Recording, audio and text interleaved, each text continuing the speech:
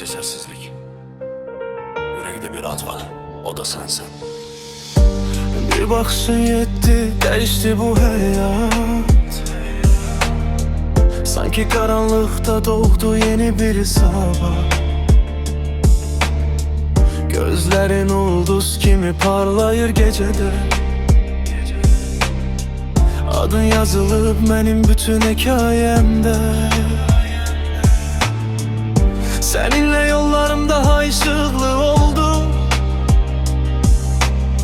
Yüreğim seni tapanda dünya başka oldu.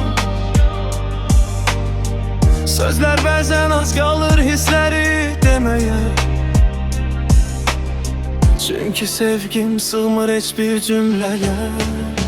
Sen benim dünyamsan, yüreğimin sesi. Sensiz bu hayatın yoktur nefesi. Adını deyirəm gecede her an. Çünkü sen nefesimsen, yaşamak sebebimden.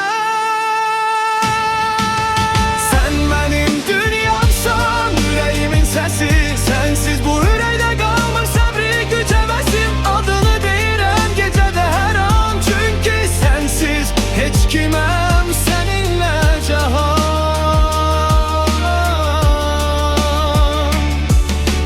Adımlarım senden sonra daha sakit. Sanki içimdeki tufan taptı sahil. Ellerinde yanda susur bütün ses. Tek bir gülüşüne değişerem herkes.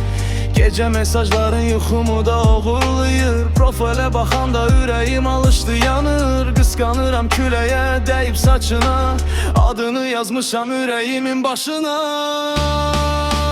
Sen benim dünyamsan, yüreğimin sesi. Sensiz bu hayatın yoktu nefesi.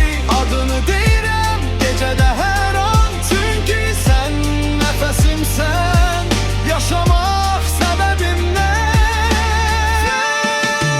Sen benim dünyamsan, yüreğimin sesi.